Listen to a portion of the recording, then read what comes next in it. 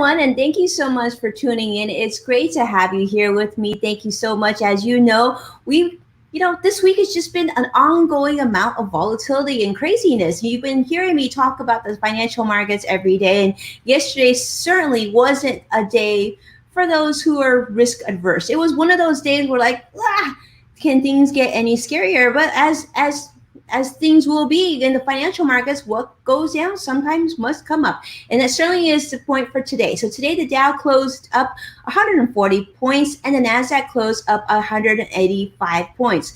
But all eyes continue to be on this next stimulus. Will there be another stimulus? We just don't know. But this is what we do know so far. The Democrats are trying to get through the government another round of stimulus support. However, President Trump's economic advisor Larry Kudlow said that at this point he doesn't feel like a stimulus package is necessary for a V-shaped recovery. So who really knows? Who really knows? And, it's unfortunate the situation that we're in. September continues to be a very challenging time during the financial markets. The S&P is down now 5% for the month. NASDAQ is down 7.4%. Dow is down 4.2%. Those numbers might not seem large, but they certainly are quite large, especially if you're owning stocks today, such as Tesla.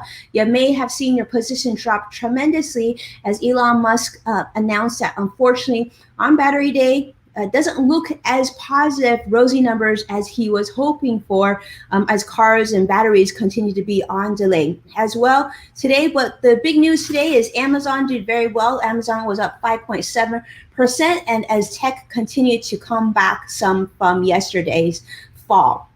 Now, on other matters, why Tuesdays are so special is because Tuesdays we get to interview and welcome entrepreneurs who are doing exactly what you're doing, but maybe in a slightly different way, to give you inspiration, to get you through where you are today into the future, because as we always say, we're in this together. So I'm excited to introduce and welcome Quentin Michael Allums to the show.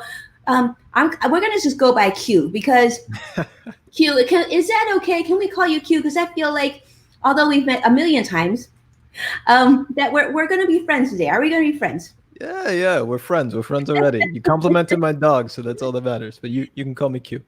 Q, thank you so much, Q. So for those of you who are on a small platform called LinkedIn, now Q might be someone you're very familiar with.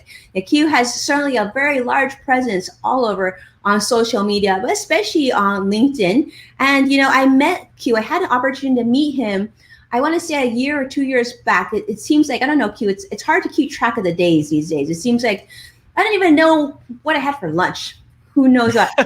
All I know is you and I met at VidCon, and you certainly had such a great presence. I will say this, Q, the first time that we met, you had a line of people waiting for you.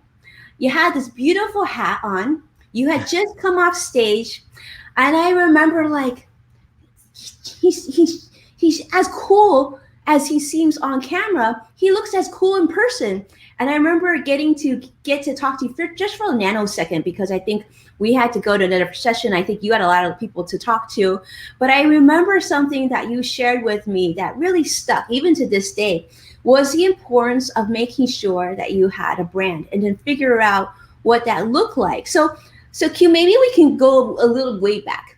How did you become Q, right? How did this all start? I'm guessing, like many of us, you didn't wake up and just say, you know what, I'm going to become a powerhouse brand on LinkedIn. And when I do my thing, when I go out and I do video and I got a note too, the highest quality video, by the way. It's really great stuff. And I love to watch your stuff. Talk to me about sort of your journey of where you were and how you came to be where you are today. Yeah. It's interesting going back, not answering the question first, but going back to VidCon, I think it was 2018. You say the line of people waiting for me, but everybody in the crowd, in my opinion, was a lot bigger than I was at that point, and it's just the fact that I was on stage that made me more attractive, because I knew who you were. I'd been following you for some time too, but to answer your question. Answer my question. Where I came from, I suppose. I decided to launch a company like straight out of college, really before I even understood what the word entrepreneur meant. Like just, hey, like I don't want to work for anybody. I'm going to do this thing. And I fell on my face because I had no idea what I was doing.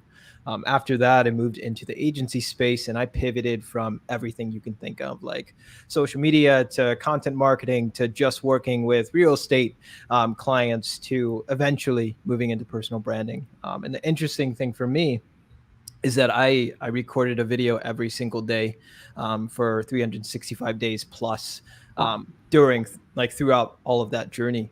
I bounced from Facebook to Instagram to YouTube to Snapchat to Ask Whale and eventually ended up on LinkedIn. And that's where I really started to pop off. And you said it wasn't like you just woke up one day and were like, I'm going to be a powerhouse brand. Um, but it kind of was like that for me. Not necessarily like that was my goal, but I did want to be someone that was like, hey, I can outlive my company because my first company failed, you know, and my second company failed. And as we're seeing, there's a lot of craziness, a lot of transition for people. Oftentimes, a personal brand is going to outlive the company brand. So that was something that was always on my mind. But a lot of my ideology behind personal branding comes from my time as a singer-songwriter before everything that I did in the business world as well. But that's kind of the journey. And then around that time when I was taking off on LinkedIn, that's where I started Urban Misfit Ventures, and that grew very, very quickly. And now in this state of transition with COVID and everything that's happened, but we can talk about that later if you want.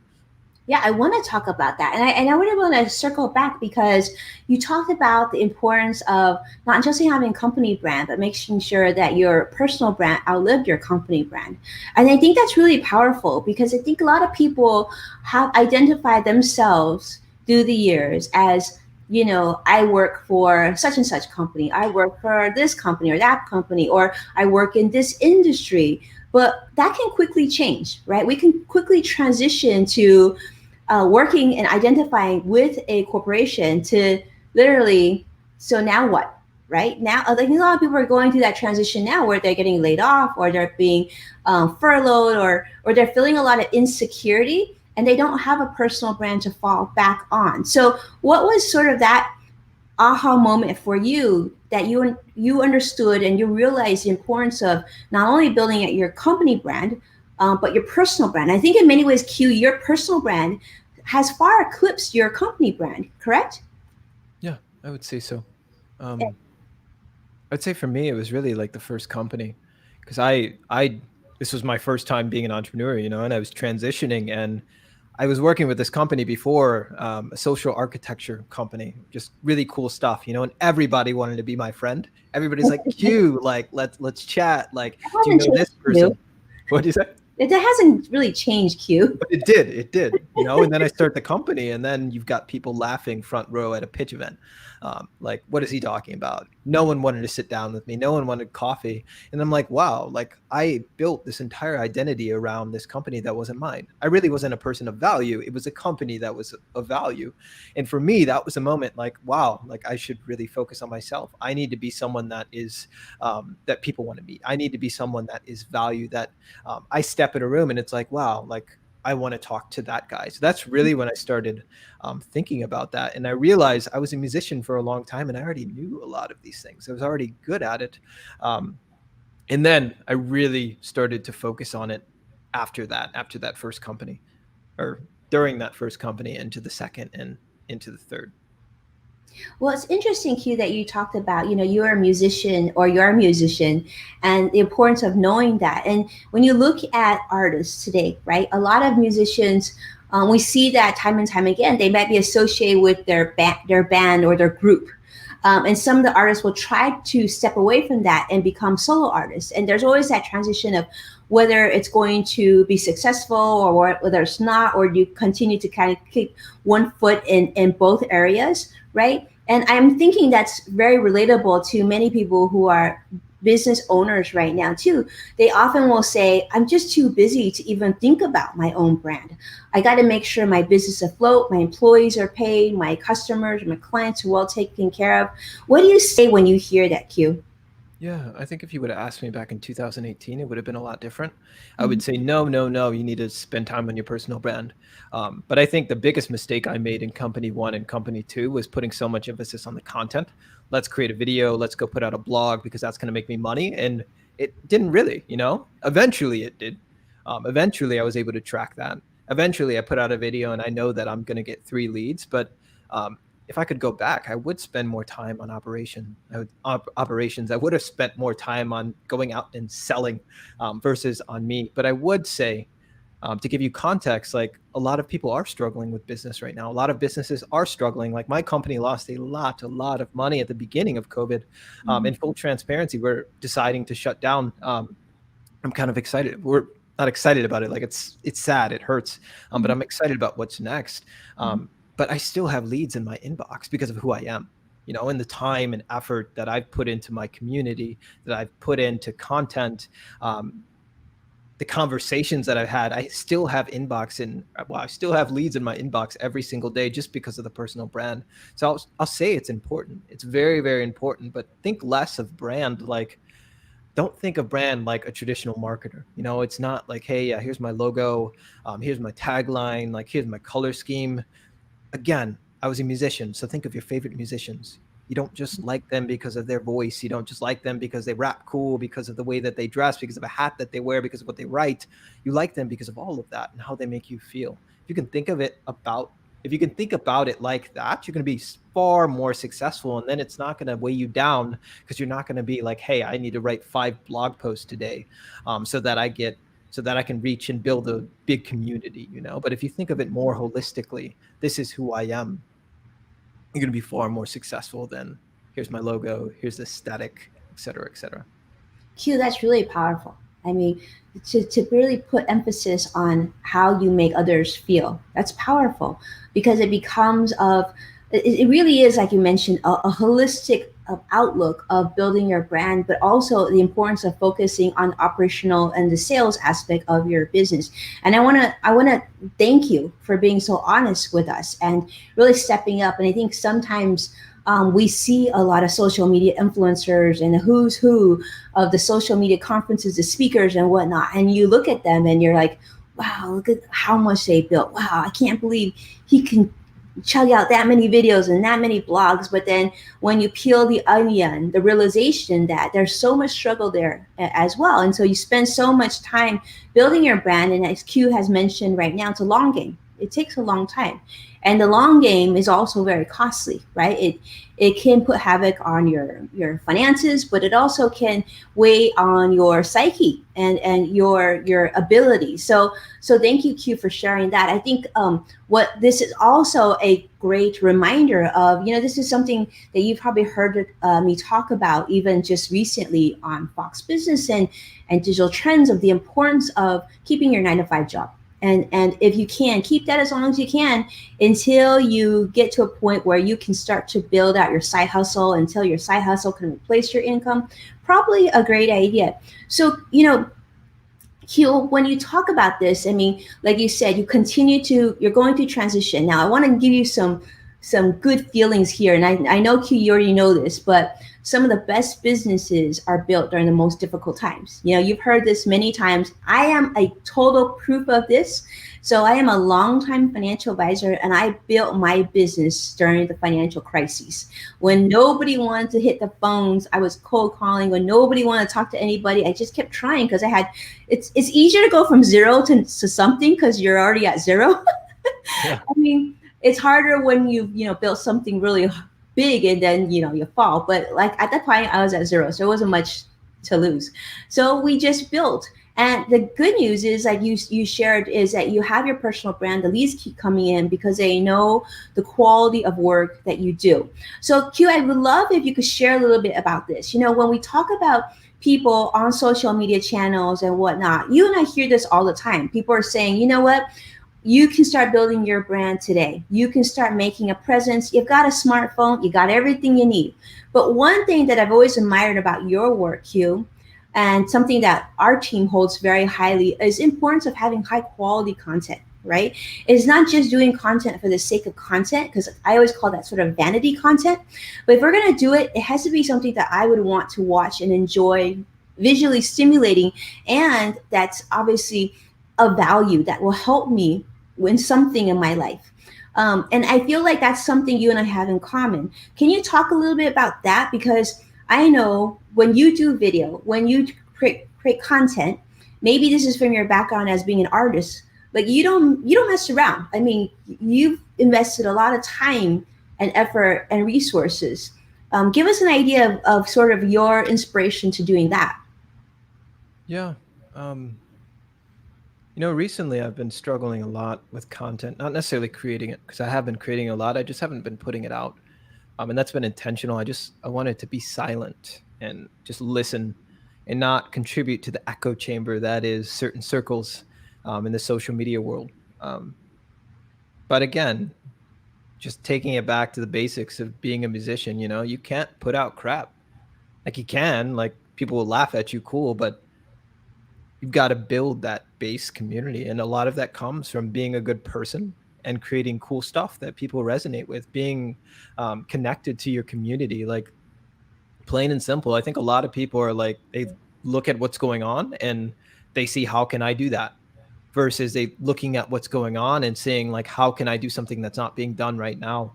Quality, like, is often overlooked. But then again, a lot of people are like, I've got to make this so good. So they invest thousands of dollars in equipment and they invest thousands of hours researching when you don't need all of that. There's got to be a balance. And I think there's, I was a 3D modeler for a while, and if you take designer A and designer B, let's say designer A, hey, just go create one beautiful masterpiece and take 30 days to do it. And then you take designer B and you say, hey, just go create something every single day for 30 days. Designer B is going to destroy designer A. The person that's doing it every day is going to destroy designer A. His last piece or her last piece will probably be better than that person's piece that they worked on for 30 days, because they're running into more issues. They're running into obstacles. They're learning new things. They're trying new things. Thus, they're going to get more inspiration and learn and create better art overall.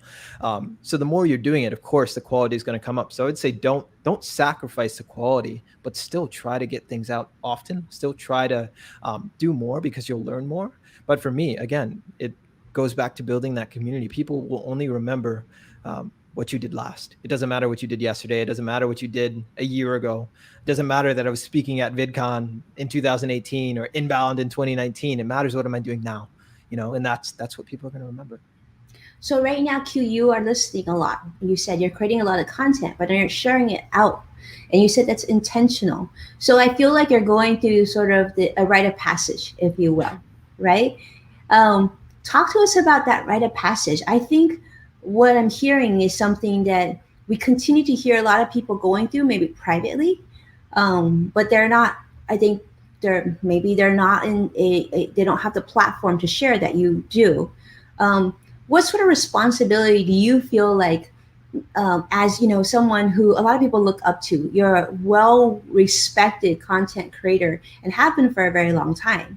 Do you feel responsibility to be out there talking about your journey? Do you feel like, you know what, just wait and see what I've got going on, I'll share with you when I'm ready? How, like, where's your mindset right now? Yeah, I've always felt that obligation. It's been very tough for me to not say anything. I get anxiety about it, but then I ask myself, why am I getting anxiety? Like, this is dumb. Like, what's going on? Like, there's just unrealistic pressure on a lot of creators and influencers, whatever word you want to use. A lot of realistic expectations and pressures on us. Um, and to be frank, like, all the things that most people are going through, the transition, the loss. Like, I lost my brother this time last year, October last year. He was 18 years old, and then COVID happened, and then we had to furlough employees, and then BLM, and then we decided to shut our business down. So there's been a lot of loss in my life, and it's navigating that, and figuring out what I want to do and who am I. I think I lived under this illusion that I knew who I was just because I knew who I was before. And there is a lot of change and a lot of things that I have to figure out. There's a lot of evolution, and those are the questions that I'm asking myself. And I want that to reflect in my art. Just like a musician, their album 1 is not the same as album 5. And I want that to reflect. And I think a part of that is taking a step back and figuring out, like, hey, what do I want to do next? What do I want to create next? And I'm doing those things. And I think there's a lot of unrealistic pressure on the influencers, on the entrepreneurs, but also on the consumers as well. Like, I think a lot of us just need to slow down and take that time to get to know ourselves, explore those emotions that we feel during grief, whether that's a loss of a loved one or a loss of a job that we used to attach our identity to. We have to explore those things. And I think, again, we'll be so much better off. I'm trying to take a step back from those pressures and just be okay with it, because I don't know where the pressure comes from, but it's there. Whether we put that on ourselves or it's just social or whatever, or the fear of being left behind, I'm not sure, but that's where I'm at, just being okay with it. And I am working on some cool things, but I don't have the thing where it's like, damn, like that's the thing I want to dedicate the rest of my life to, and I'm okay with that. You And should be that's taking okay with that. Because I'm significantly older than you, Q, and I'm still okay with that. So I'm telling you, it's totally okay. And I thank you. the pressures that you're feeling, I think that's very, very normal. I think many of us who are learning from you and hearing from you can relate to that. I mean, even this morning, I don't know, I was like, just like, gosh, it's like this aches and that aches, and it's like not feeling so hot, but you're like, what's changed? And I think it's because what you've defined, Q, like you said, anxiety, the stress, the overwhelmingness of everything, right? It's like, I know because I have, like, my dad has been in and out of the hospital during COVID. It's like the most awful experience. Not only just have a parent go through that, but then have it go through during COVID. Then you have all the news and like BLM is such a huge thing. Like all these different layers and things, and it's at some point all of us just feel like this is just like, you just cut it out already. How many times, Q, have you said, can we just get done with 2020? I'm thinking you've said that probably a gajillion times, because I've said it a gajillion times. And I'm like, I literally can't remember some days, like what day it was, like a weekend, and the week seems a blur, right? Yesterday, today, and tomorrow. Yeah, it's like even my kids are like, my kids downstairs like, mommy, it's today. Is today a school day or not? Like, you know what? We got to get a calendar. Yeah. I hear you. I honestly haven't said that, and I think it's because I don't know, I'm weird. I sat down with someone. I don't sit down with many people these days, but I sat down with someone, and he was telling me about this, and he's telling me about this guy that he met that was like a Nike athlete, and he said this guy had told him, like, if I was living, if a movie was made about me right now, what would it be about? And the guy said, I would have just made a lot of money and then um, passed away, and that's it. And he's like, no, I'm gonna go do X, Y, and Z. Like, this is a dope story right now. Like, this is epic. Like, movies are gonna be made, like blogs, like podcasts, like TV series. Like, this is an amazing and terrible but amazing time. And it is an epic story. And I know for a fact that a lot of what I'll talk about in the future is what I'm living right now. So, Oh yeah, well, it I sucks, but feel there's it. a lot of growth here. You're right. Okay, I'm really loving this now, Q. The inspiration. Okay, it really sucks right now. It's gonna be really epic. I can tell you that to be a fact again because I'm much older than you. I lived through 9/11, and I remember that feeling. And I gotta tell you, I was able to talk about that experience for years, and it was so helpful navigating not only my business, but most importantly, navigating this for my clients, getting them to see the future of the importance of planning financially for themselves, having that wisdom. We might not feel that today, but it's there. And that's great. I mean, I had a chance to talk to Soledad O'Brien recently, and she's like creating content and videos and all things necessary to, sort of share these stories of what so many of us are going through right now. And I have a feeling you're doing the same thing, and we gotta wait to see that content, which I'm excited about, Q. But Soon. soon. Well, I mean, I don't know. I think it's just so much going on, and I want to thank you just for being so honest with us. And so, talk to me about this. This is something that I definitely want to share a little bit. I mean, you've built this brand. I know you've got a lot of content, sort of, that you're working on right now that we don't see yet. So, what is something you're hopeful for your industry, the area that you're in? What's something that sort of brightens your day, and something that's on your radar right now? Can you share? Um, yeah, Yeah, maybe no. a few things. Esports is always a big one. Always something I'm passionate about. Just that industry as a whole. If you're not paying attention to it, start paying attention to it, because it's gonna impact a. Oh, Brian Schulman. I didn't know we could see comments here. I like this. It's going to be something that impacts everything, and just one of the fastest growing entertainment phenomenons, maybe the fastest in our world today. So definitely esports. Another thing that I've been digging into a lot, and like when I say digging in, like I've got notebooks of research already and just documents filled out. It's the podcast world. I've been a host of 2 podcasts already, and I'm launching a new show that's a part of something that I'm working on. But really, like, how do we create experiences for people? Like, what does brand sound like? I think that's a question that a lot of people don't ask themselves. Again, if you think of it holistically, sound is definitely a part of that. So that's something that I'm really, really digging into, and it's ripe for innovators right now, the podcast world, and of course, esports just gets me giddy, and also ripe for innovators. Yeah, that's really cool. Well, you have to teach me more about this esports because it sounds pretty awesome. I mean, if I could sit on a computer and participate in this esport, I'm all for esports. But that's really cool. So for those of you who are looking to market and do more in esports, you know exactly who to contact because Q's your guy. I love it. I love it. I think there's a lot that we have to talk about. And honestly, Q, I don't even think we have enough time in one conversation. So if you don't mind, I'm going to ask you a favor on the show. I would love to have you come back and talk. Yeah, I'm down anytime. Yeah. And especially as we get through this process together, Q, I think, thank you so much for being real. We got to have these sort of conversations. It can't just be all, smoke and mirrors and life is great and like your little dog right now. Like that's real, right? Yeah, he's chilling.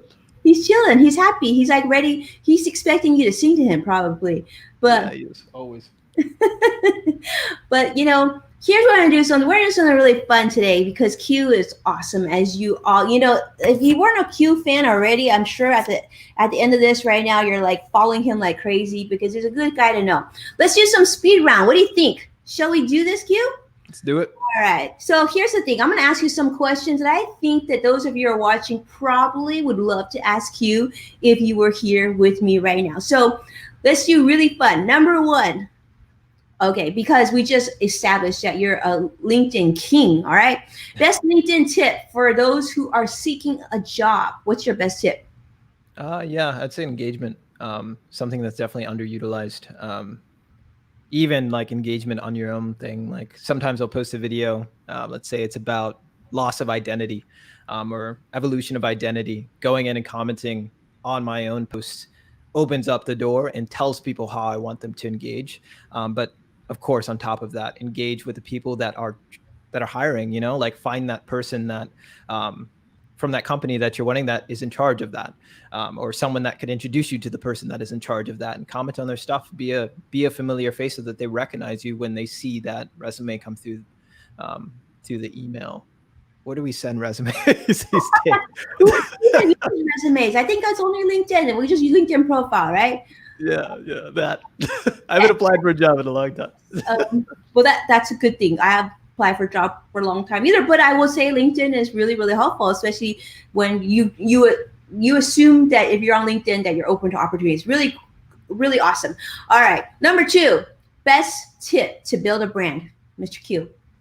Yeah. Define why you want to build a brand. I think that's important. But I think if you look at whoever you follow, just look at them. They have a strong sense of clarity around who they are.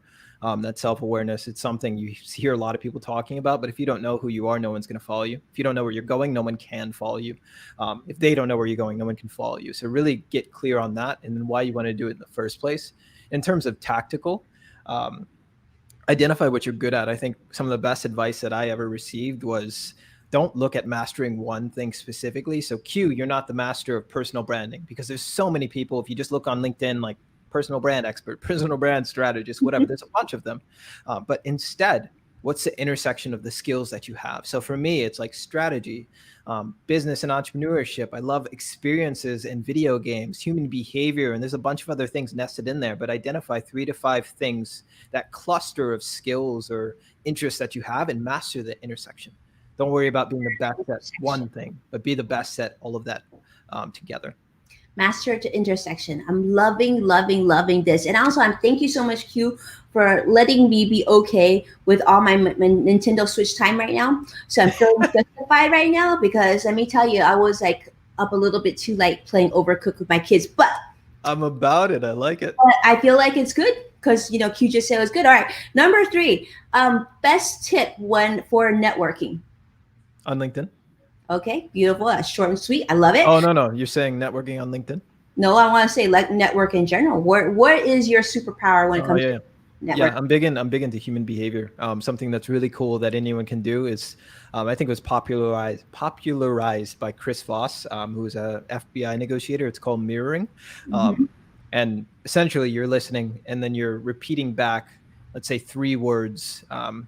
Typically, it's 3 words that they said back to them, and people don't really notice that you're doing it. So if I'm like, "Hey, like Q, like what do you do?" and I'm like, "I'm a entrepreneur," all I would say is entrepreneur, and then I'm tempted. I will probably keep talking. Like, yeah, like I co-founded this business and that and blah, blah, blah, blah, blah. And then you repeat something back to them.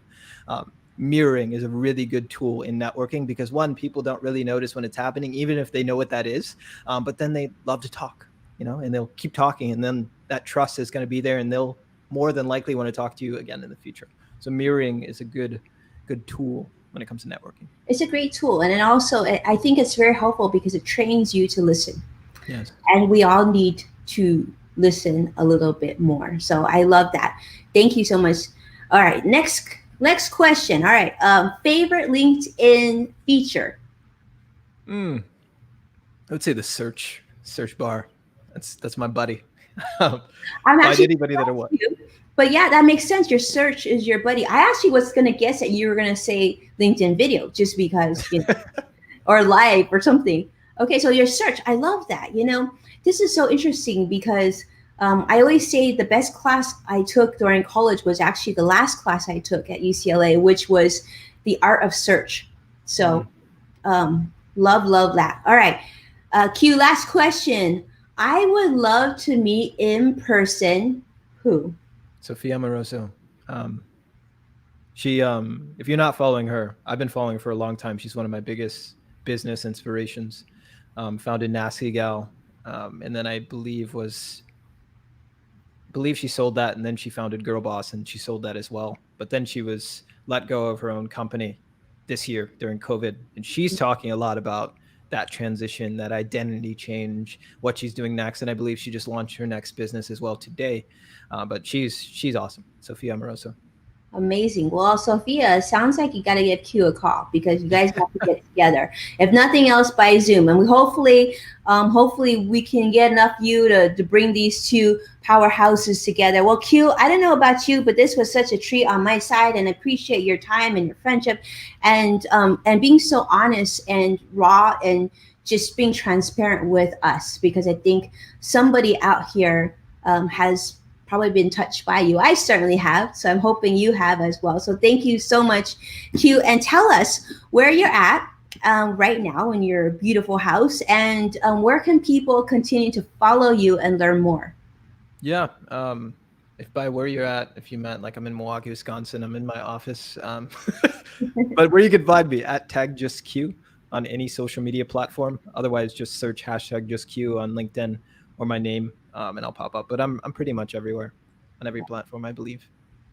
Well, you should be, right? Hopefully. Yeah, I would hope so. That's kind of my job. But Or you'll be slacking a little bit, my friend. oh Okay. yeah, Well, thank you so much. And thank you so much for all of you for joining us. I do see our mutual friend, the one and only beloved Brian Schumann, who, by the way, is celebrating his daughter's 20th birthday. So big oh shout out to Brian. wow. I don't even know how that could happen because, Brian, you look like you're 20 years old. But congratulations to you, Brian. And want to celebrate that something very special in your life. It means a lot, definitely something very special to us. And look at Brian Schumann is saying at tag just Q and at just Q. So for those of us who need even more clarification, thank you so much, Q, for all that you do. Thank you, everyone, for joining us today. We hope that was helpful. And as always, if this was helpful, please do share this interview with your friends and perhaps something that we discuss will help them today. And that's really the reason why we do this each and every day, to help one person out there go through this time together and give them some financial clarity and just be there, just be human and just listen. So thank you so much. I really appreciate your time and I look forward to seeing you again tomorrow. Thank you, Q, so much for being here. Thank you for And having me. and yeah, and hopefully we'll have you on again very, very soon. And thank you all so much for joining us. We'll see you again tomorrow at 1:30 Pacific, 4:30 Eastern, right here. See you very soon. Take care now.